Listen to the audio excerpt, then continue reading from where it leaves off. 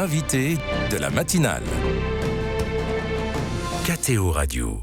Bonjour à tous. Ce matin, nous allons parler du tribunal pénal canonique national créé par les évêques de France en décembre 2022 pour mieux lutter contre les abus sexuels dans l'Église. Cette structure fait partie de la réforme des éléments structurels et culturels qui ont rendu possible ces faits et leur impunité. Je cite là le président de la conférence épiscopale dans son discours de clôture de la dernière assemblée plénière des évêques de France.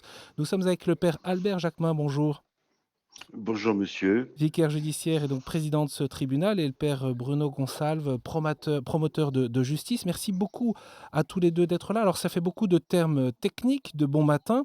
Avant de faire un état des lieux depuis la création du tribunal, une innovation qui n'a pas encore d'équivalent dans le monde, est-ce que vous pourriez peut-être nous rappeler pourquoi les évêques de France ont souhaité la création de ce tribunal, père Jacquemin ? Alors les évêques ont voulu cette structure, ce nouveau tribunal qu'il a fallu créer dans l'Église pour lutter, comme vous l'avez dit, contre un certain nombre d'abus, pas simplement sexuels d'ailleurs, même si nous avons parmi toutes les causes qui nous sont déférées un certain nombre de causes de cette nature, mais il en est d'autres, il y a d'autres causes comme par exemple des malversations financières, enfin etc. Et même quelques délits contre la foi. Les évêques ont donc voulu ce tribunal pour deux raisons, je pense. Il s'agit de dépayser les affaires des divers tribunaux locaux où elles étaient déférées jusqu'alors et de les confier à une équipe de canonistes qui serait spécialement affectés à cette tâche, ce qui aurait aussi pour effet d'unifier les jugements. On peut rappeler en un mot, père Gonsalve, que la justice canonique ne se substitue pas à la justice étatique. Non, je parle plus volontiers d'une collaboration, effectivement, que, au contraire, d'une juxtaposition, dans la mesure où chaque ordre est indépendant dans son mode de façon. Nous respectons bien sûr le mode de fonctionnement et nous recevons quelquefois des éléments de la part de la juridiction étatique. Mais en même temps, la juridiction étatique, quelquefois, est incapable de pouvoir recevoir certaines causes, soit pour des raisons de prescription, par exemple, soit parce que nous considérons, nous, certaines choses comme des délits, et ce n'est pas le cas de la juridiction étatique. Donc, nous devons apprécier dans notre fonctionnement ecclésial eh bien, les conséquences des actes qui ont été posés par des auteurs de délits, parce que nous devons aussi protéger, par exemple, l'exercice du ministère pour qu'il soit fécond auprès des personnes et qu'il ne soit pas éventuellement dangereux pour les personnes. Donc, voilà, c'est une forme, chacun agit dans son propre champ, et en même temps, j'allais dire, nous sommes tout à fait respectueux de l'ordre processuel étatique. Le rôle de promoteur de justice est équivalent à un procureur. Qui peut vous saisir et justement pour quel motif ? Alors en fait, le procureur de justice, c'est celui qui a le soin du bien commun, du bien public dans l'Église et qui doit le défendre. Donc effectivement, si on veut, en parallèle, c'est effectivement une forme de procureur. Mais dans le fonctionnement du tribunal, effectivement, il accueille toutes les demandes par le biais de ce qu'on appelle un signalement. Toute personne peut saisir le promoteur de justice d'un signalement, c'est-à-dire mettre à sa connaissance des faits qui lui paraissent être un délit, soit que la personne ait subi elle-même les faits, soit au contraire qu'elle en était simplement le témoin sans être, entre guillemets, potentiellement une victime. Donc ça se passe souvent par le biais d'une prise de contact par mail, par téléphone, par courrier. L'adresse du tribunal, c'est 56 avenue de Breteuil. Il y a une adresse dédiée. Les personnes peuvent aussi prendre contact avec la chancellerie pour non pas faire un signalement, mais pour une consultation juridique. Voilà. Donc, tout ça se passe beaucoup par une interface Internet. Beaucoup de gens nous joignent d'abord par ce biais-là, avant petit à petit de rentrer dans un processus de confiance qui nous permet à la fois de recevoir les personnes dans les meilleures conditions en fonction évidemment de ce qu'elles ont vécu et puis aussi quelquefois des autres structures qu'elles ont pu saisir. Oui, mais pour quel motif, père ? Alors, les personnes peuvent nous saisir pour tout ce qui est susceptible de constituer un délit canonique.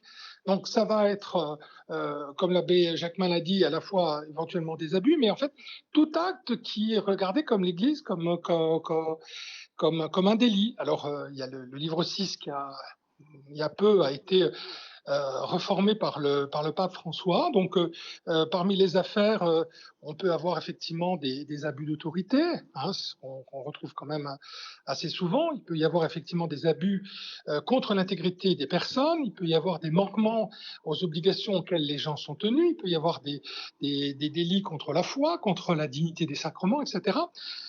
Donc, tous ces délits peuvent nous être communiqués. Mmh. Depuis sa création, combien de fois le tribunal a-t-il été saisi et quel état des lieux, en quelque sorte, vous faites, père Jacquemin? Il y a des signalements qui sont faits au promoteur de justice. On peut dire que c'est une saisine, hein, du tribunal, mais qui n'aboutissent pas nécessairement à des causes qui sont traitées ensuite par nous, par moi, et les juges. Donc, si vous voulez, nous avons beaucoup de signalements euh, auprès du promoteur de justice. Donc, le tribunal est d'une certaine manière très sollicité via le promoteur de justice. Mais lorsque ça devient une course, c'est le promoteur de justice qui introduit la cause et qui saisit le tribunal. Et là, évidemment, c'est davantage réduit parce que tout signalement ne se traduit pas par une cause judiciaire. Je peux rappeler par exemple que le tribunal pénal canonique national a publié un communiqué en octobre dernier au sujet d'une enquête préliminaire concernant certains membres de la communauté des béatitudes. Alors évidemment, on ne vous demande pas de commenter les affaires en cours, mais on veut comprendre au fond quel est aujourd'hui l'essentiel de votre activité, peut-être ce qui vous a surpris ou ce qui a rejoint la finalité même de la création de ce tribunal. En fait, l'intérêt du tribunal, c'est de pouvoir unifier différentes procédures qui sont partiellement introduites dans différents endroits de la conférence des évêques de France. Vous faites référence à ce communiqué de presse parce que de fait, sur la communauté des béatitudes, plusieurs enquêtes préliminaires avaient été initiées. Mais la bonne gestion de l'ensemble du dossier, parce qu'évidemment, j'allais dire, les éléments de l'un répondent des fois euh, à, à une affaire en cours. Donc, en fait, les évêques ont souhaité que la procédure soit unifiée dans la recherche, et aussi parce qu'un dépaysement semblait tout à fait nécessaire. Donc, c'est vrai qu'au départ, cette charge d'investigation n'était pas forcément dans le cahier des charges. Mais certaines situations très compliquées, très précises dans certains diocèses euh, provoquent les évêques finalement à appeler euh, des enquêteurs qui soient étrangers au diocèse. Alors euh, aujourd'hui, on est vraiment très sollicité aussi pour mener ce qu'on appelle les enquêtes préliminaires. C'est-à-dire qu'une fois qu'il y a un signalement, si jamais le signalement est au moins vraisemblable, alors une enquête est diligentée. Cette enquête préliminaire, elle peut conduire au procès et elle est soit assumée directement par les diocèses, via les chancelleries, quelquefois les tribunaux ecclésiastiques locaux, ou alors c'est le tribunal pénal qui s'en charge dans des cas où soit le personnel sur place fait défaut, soit parce que l'évêque estime qu'il faut mieux des personnes extérieures au diocèse. Ça constitue une charge importante hein, du travail du tribunal qui prend beaucoup d'énergie, mais qui est quand même très nécessaire. Et la signature apostolique, dans le commentaire qu'elle a fait de l'activité, a bien noté que le tribunal aidait les évêques au-delà d'une simple aide judiciaire, c'est-à-dire au-delà même de rendre des jugements, il y a aussi un travail de conseil auprès des évêques, un travail de disponibilité aussi à accompagner ces enquêtes préliminaires. Donc, vous voyez, tout un autour qui n'est pas strictement judiciaire, mais qui peut permettre aux évêques, et on leur a appelé à la conférence des évêques, on est à leur service pour les accompagner dans ce processus.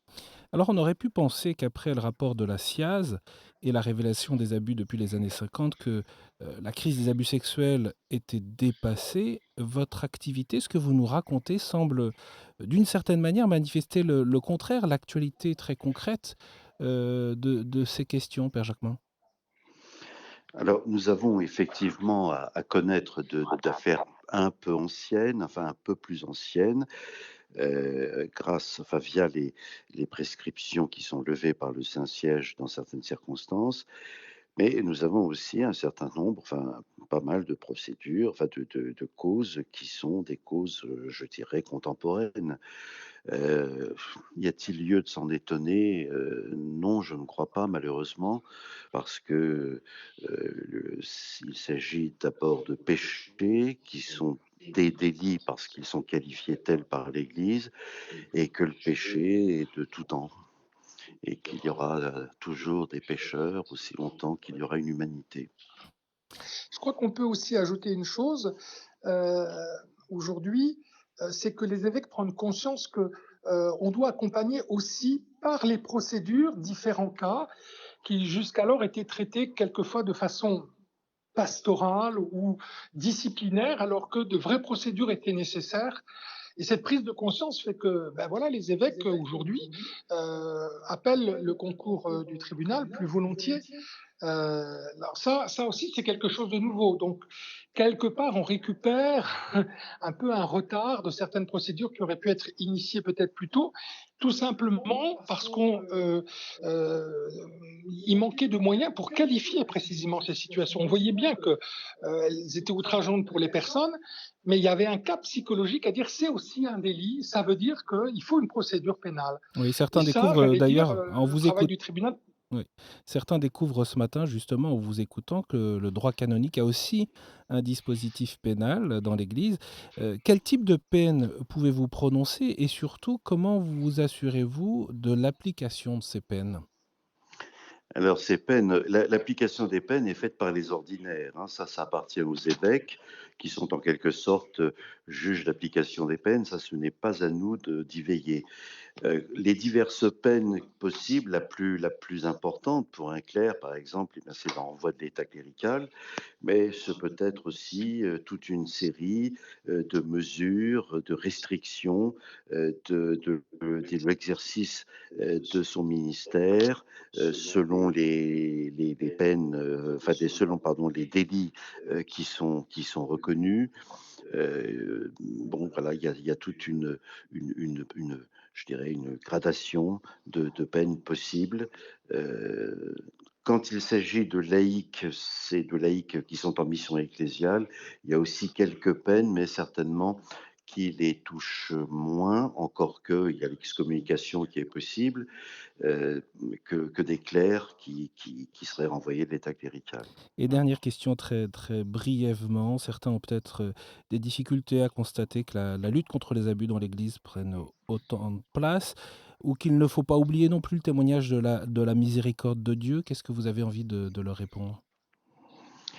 Eh bien, que la miséricorde ici-bas ne peut s'exercer sans la justice et que, en Dieu, justice et miséricorde se rejoignent, se confondent, mais ici-bas, nous avons besoin de la justice pour pouvoir, jouir de la miséricorde, surtout pour ceux qui sont victimes et puis pour ceux qui sont accusés, enfin, je veux dire pour ceux qui sont les auteurs des délits. Il est normal, pour l'ordre de la société ecclésiale que, tout délit soit puni.